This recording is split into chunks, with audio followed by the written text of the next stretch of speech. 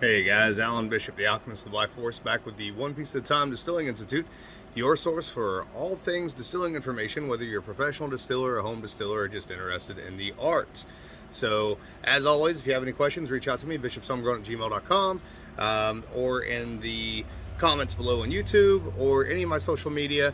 Check out thealchemistcabinet.com. You can go to the warehouse where you'll find my book. We just put up a few more copies of the autograph version of the book. We're getting ready to put up some mugs, some shirts, etc. As a matter of fact, I got one of the mugs here.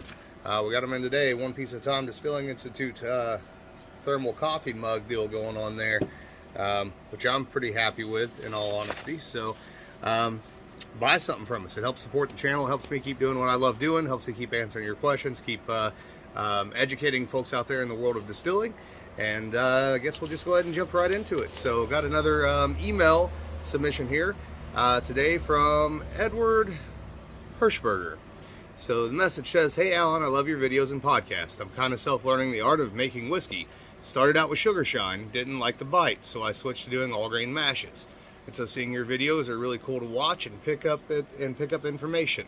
Started getting to rye and made a George Washington rye all grain, and then in parentheses, or so they say, it's his recipe, that I'm super happy with. One question I have is," and he puts in parentheses, "I only run pot still, but I'm trying to get a little higher proof than what I've been getting. So was just curious if putting some copper mesh in my column would bump the proof a bit, or what advice you'd have.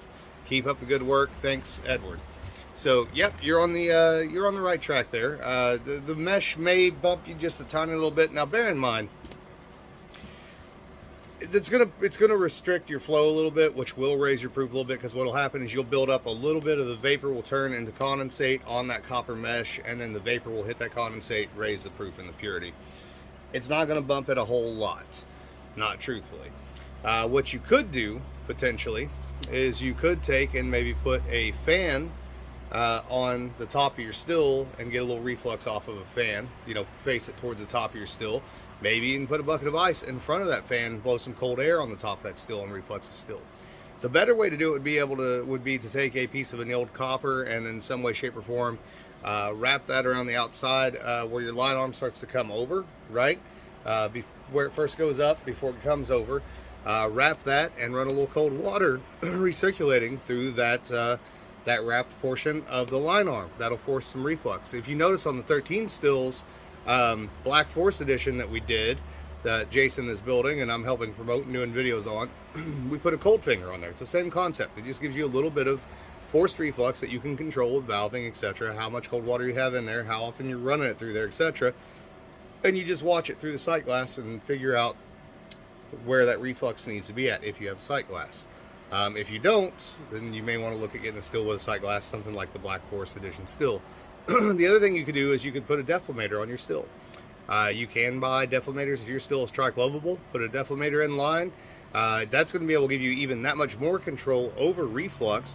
And there is nothing wrong with running a deflator without any plates. We talked about it on the show several times to raise proof and purity. Otherwise, if you want to raise your proof and your purity, the only other way you really do it with a pot still without any modifications would be to run it another time, right? Or to potentially have another thumper or something of that nature, right? You're going to have some rectification mechanism to raise that proof and that purity any discernible amount whatsoever on a consistent basis. It won't be as easy as just packing your still with a little bit of copper and relying on a little bit of reflux that you'll get off that. Yes, it'll bump it a couple proof points.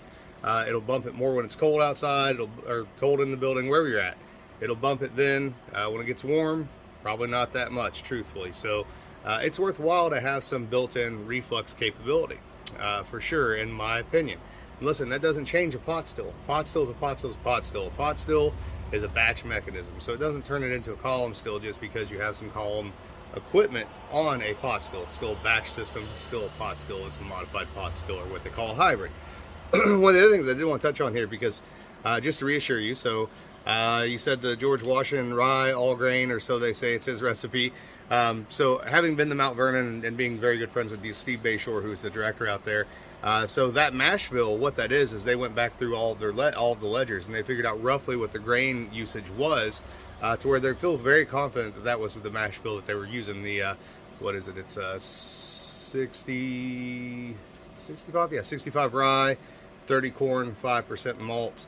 A lot of people have asked about that. Well, how are they converting that all grain into an actual efficient mash where they could actually get a decent amount of alcohol off of it? And the truth of the matter is, most of the rye they were bringing in was probably already at least somewhat malted out of the field, because it would get wet and it would malt in the field. Field rye tends to have a tendency to do that a lot of times in certain environments.